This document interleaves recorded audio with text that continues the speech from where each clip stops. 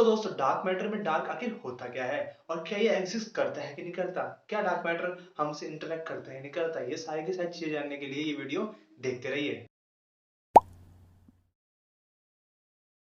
Hey kids, welcome to science in channel. तो इस channel पे फिजिक्स, एस्ट्रोनॉमी और एस्ट्रोफिजिक्स से रिलेटेड वीडियोस लाते रहते हैं। तो अगर आप इस चैनल पे नए हैं तो चैनल को सब्सक्राइब जरूर कीजिए और नोटिफिकेशन बेल दबाना बिल्कुल मत भूलिएगा, जिससे आपके पास हमारी सारी की सारी नई वीडियोस आती रहें। तो शुरुआत करते हैं शुरुआत के पहले क्वेश्चन से, जो हमने बात की थी कि डार्क मैटर को डार्क क्यों कहते हैं। डार्क मैटर को डार्क इसलिए कहते हैं क्योंकि हमें कोई भी चीज देखने के लिए लाइट चाहिए होती है। अगर हम किसी चीज को देख रहे हैं तो एक्चुअली उस चीज से लाइट टकराकर हमारे आंख में जाती है, जिससे हम उसे बाद में प्रोसेस कर पाते हैं अपने रेटिना के द्वारा कि उसमें इमेज क्या बनी है। बट ये डार्क इसलिए कहा जाता है क्योंकि इसमें जो भी लाइट पड़ती है वो एब्जॉर्ब हो जाती है, और एब्जॉर्ब हो जाती है जिसकी वजह से हम उसे देख नहीं पाते। इसलिए हम इसे डार्क मैटर कहते हैं। और मैटर किस लिए कहते हैं इसके बारे में हम आगे बात करेंगे। जैसे कि मैटर क्या करता है, मैटर की कुछ प्रॉपर्टीज हैं, जैसे वो अपने पास पास ज्यादातर चीजों को अट्रैक्ट कर लेता है। जैसे कि मैटर अपने साथ ग्रुप बनाने की कोशिश करता है, वैसे ही डार्क मैटर भी अपने साथ ग्रुप बनाने की कोशिश करती है। बट ये डार्क मैटर खुद से इंटरेक्ट नहीं करता और ना ये किसी और चीज से इंटरेक्ट करता है। अगर कोई डार्क मैटर आपके आसपास भी निकल जाए या फिर आपके शरीर से निकल भी जाए तभी भी आपको पता नहीं चलेगा। हमारे बॉडी के अंदर 10 to 20 billion billion billion atom से ज्यादा होते हैं, फिर भी हमारे बॉडी में से कंटिन्यूअस डार्क मैटर ट्रेवल हो रहा होता है, फिर भी हमें पता नहीं चलता। क्योंकि डार्क मैटर एक तरीके के घोस्ट पार्टिकल जैसा माना जा सकता है, परंतु अभी यह पूरा प्रूफ नहीं हो पाया है कि एक घोस्ट पार्टिकल जैसे कि न्यूट्रॉनो या फिर विम्स या फिर एक्सियॉन्स, इन तीनों में से कुछ है। पर ये डार्क मैटर कैसे इंटरेक्ट करता है हमें ये अभी तक नहीं पता। डार्क मैटर के इंटरेक्शंस ज्यादातर ऐसे होते हैं कि अगर वो खुद से कभी कभी टकराते हैं, मान लीजिए बिलियंथ में एक बार चांस हुआ जिससे वो टकरा गए, तब काफी ज्यादा हीट प्रोड्यूस होती है, जिससे कह सकते हो कि आप सन जितनी एनर्जी प्रोड्यूस हो सकती है। बट डार्क मैटर का ऐसा इंटरेक्शन हमने अभी तक देखा नहीं है। हाँ, ये बात अलग है कि ये ह्यूमन से इंटरेक्ट नहीं करती और ये खुद से भी इंटरेक्ट नहीं करती, इसलिए हमने ज्यादातर डार्क मैटर के प्लैनेट्स, सोलर सिस्टम या फिर ऐसे कोई चीज नहीं देखी।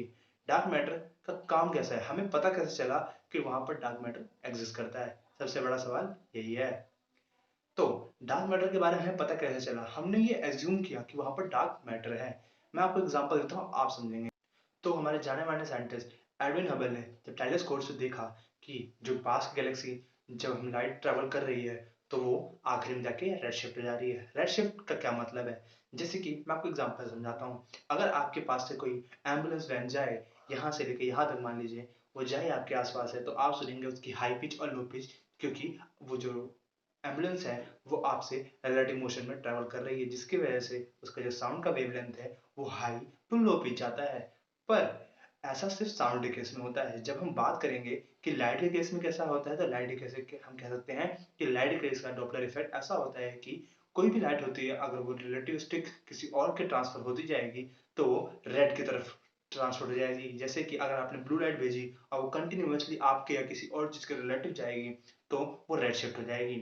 रेड शिफ्ट से हमें ये पता चलेगा कि एक दोनों चीज वो एक दूसरे के रिलेटिव स्पीड में जा रहे हैं। इससे एडविन हबल ने ये प्रोपोर्शन रखा कि शायद दूसरी जो गैलेक्सी अपने आसपास है वो एक्सपैंड कर रही है। ये काफी ज्यादा ब्रेक थ्रू पॉइंट था उस वक्त। ये काफी ज्यादा ऐसा नया टॉपिक रख दिया था उन्होंने, जो उन्होंने सोचा भी नहीं था ज्यादातर लोगों ने। तो मैं डार्क मैटर की बात कर रहा था, तो इसमें एक्सपेंशन कैसे आया, ये बड़ा सवाल भी है। एक्चुअली ये डार्क मैटर और डार्क एनर्जी की दोनों बात कर रहा था। मैं यहाँ पर एक्सप्लेन करने की ये कोशिश कर रहा था कि दोनों एक दूसरे से कैसे इंटरलेटेड है। चलिए मैं आपको ऐसे समझाता हूँ। डार्क मैटर हमें इसकी पहली अनुभूति कब हुई? जैसे कि हमने ये देखा, जो गैलेक्सीज की हमने मूवमेंट देखी, गैलेक्सी का मास, जितने भी सन थे उसके अंदर, सोलर सिस्टम, प्लैनेट्स, एक तरीके से हमने क्या किया, सबको एक साथ रख के कैलकुलेट किया। तो उसका मास उसके ग्रेविटी के मास के अकॉर्डिंग जिस हिसाब से वो स्पिन कर रहा था, उसके हिसाब से ज्यादातर जो आउटर में प्लैनेट्स थे वो फ्लाई ऑफ हो जाने चाहिए थे। मतलब हमें ये पता है कि न्यूटन के लॉज के अकॉर्डिंग कि जो ग्रेविटी होती है वो डिस्टेंस के अकॉर्डिंग कम होती है। जैसे कि पास का प्लैनेट जो मरकरी है वो ऑर्बिट बड़ी फास्ट करता है, जिसकी वजह से उसकी स्पीड ज्यादा होती है। पर जो दूर का प्लैनेट, जैसे कि आप प्लूटो ले लीजिए, नेपच्यून ले लीजिए, वो दूर है, जिसकी वजह से क्या होता है कि उनकी स्पीड कम होती है। पर ऐसा गैलेक्सी में नहीं हो रहा था। उन्होंने ये नोटिस किया कि जो गैलेक्सी के सेंटर में ज़्यादातर सोलर सिस्टम या फिर सन्स ले लीजिए, वो सेम अमाउंट ऑफ रोटेट और रिवॉल्यूट कर रहे थे जिस हिसाब से एकदम एक्सटीरियर भी कर रहे थे। मतलब आप इससे फ़र्क नहीं पड़ता कि वो जो सन है वो सेंटर में है गैलेक्सी के या फिर बाहर है गैलेक्सी के, वो सेम अमाउंट ऑफ स्पीड से रिवॉल्व कर रहे थे। तो इससे साइंटिस्ट ने ये कंक्लूड किया, कुछ तो ऐसा है जो अंदर और बाहर की स्पीड को मेंटेन कर रहा है। इसे हम कई लोग भी कहते हैं कॉस्मोलॉजिकल कांस्टेंट। कॉस्मोलॉजिकल कांस्टेंट के बारे में हम आगे पढ़ेंगे, क्योंकि ये काफी ज्यादा एक्सप्लेन टॉपिक है। इसे मैं बनाने बैठ गया अभी ये बताने के लिए, 10 मिनट की वीडियो इसी पे और बन जाएगी। तो इसके लिए आप वेट करिए थोड़ा सा। तब तक के लिए अगर आप चाहते हैं कि आप रिलेटिविटी और स्पेस ट्रैवल जैसे टॉपिक को रिसर्च करें, तो यहाँ पर आई बटन में क्लिक किया आप उसे देख सकते हैं। और हम कहाँ पर थे? डार्क मैटर पे।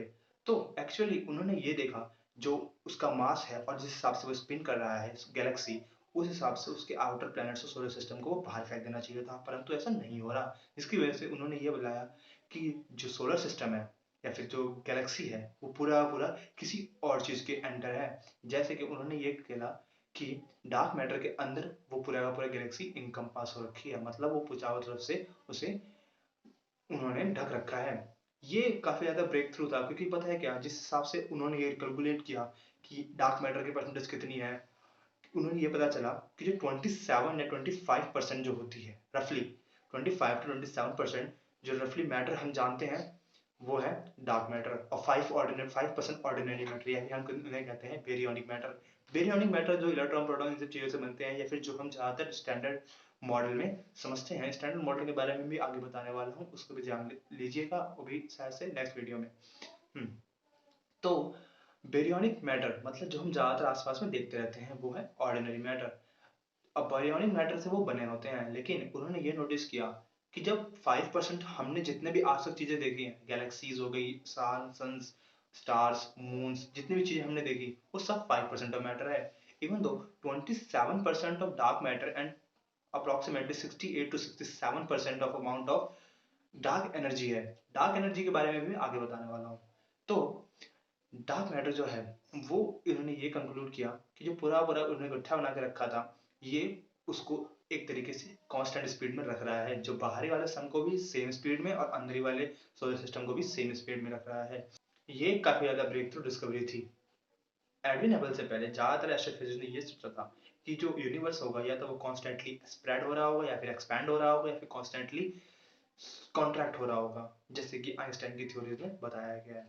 पर उन्हें ये पता चला एडविन हबल के देखने के बाद वो एक्सपेंड हो रहा है। ये तो कंफर्मेशन हुआ कि वो एक्सपेंड हो रहा है, पर जब ये कैलकुलेट किया गया कि वो कितनी रेट से एक्सपेंड हो रहा है, ये काफी यार चौंकाने वाले जवाब देने वाला था। जैसे कि जब उन्होंने चेक करना चालू किया कि वो कैसे इतनी तेज बढ़ने की कोशिश कर रहा है, तब उनके पास भी एक ही ऑप्शन आया, वो कहते हैं डार्क एनर्जी। हाँ, डार्क एनर्जी इस तरीके का एनर्जी है जो ऐसे ही प्रोड्यूस हो जाता है, जैसे कि आप एग्जांपल ले लीजिए इस चीज का कि किसी भी वैक्यूम, कोई भी वैक्यूम होता है वो खाली नहीं होता, उसके अंदर जा बहुत सारे सब एटॉमिक पार्टिकल धीरे धीरे कहीं ना कहीं से पॉप अप हो रहे होते हैं। जो इस पॉपिंग अप की एनर्जी होती है उसे हम कहते हैं वैक्यूम एनर्जी। अब वैक्यूम एनर्जी से भी बहुत ज्यादा एनर्जी प्रोड्यूस हो जाती है। इतना आप समझ लीजिए कि 10 के पीछे मैं मल्टीप्लाई बाय 12 तक का जीरो लगा दूं, तभी भी जाके इतनी ज्यादा एनर्जी वैक्यूम में प्रोड्यूस हो जाती है। तो उन्होंने ये देखा कि जो यूनिवर्स एक्सपैंड तो हो ही रहा है पर वो एक्सेलरेट हो रहा है, पर वो ये नहीं जान पाए कि ये एक्सेलरेट इतनी तेज क्यों हो रहा है। तब उन्होंने एक ही एग्जांपल देखा, वो था डार्क एनर्जी का। अब डार्क एनर्जी उसे हम देख सकते नहीं है, पर हमें मालूम है कि वहां पर वो है, इसलिए हम उसे ऐसे एक्सप्लेन नहीं कर सकते। ज्यादातर हम चीजों को जैसे मानते हैं weak interactive massive particles, weak interactive massive particles को हम डार्क मैटर में मानते हैं। और डार्क एनर्जी को प्रोड्यूस करने के लिए कौन कौन सी चीजें मिलने वाली है ये हम नहीं जानते।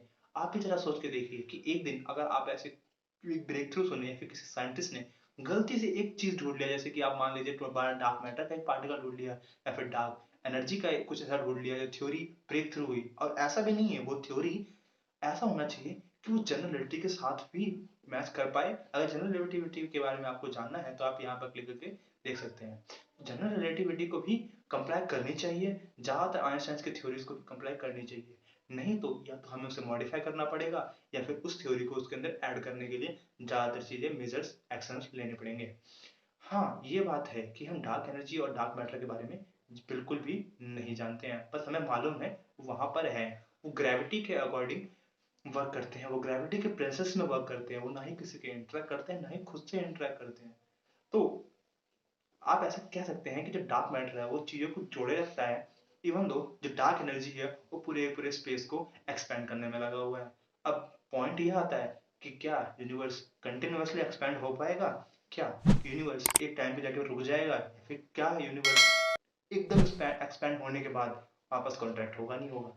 इसके बारे में हम नेक्स्ट वीडियो में जानेंगे। तब तक के लिए बाय दोस्तों, keep learning because we are born to learn.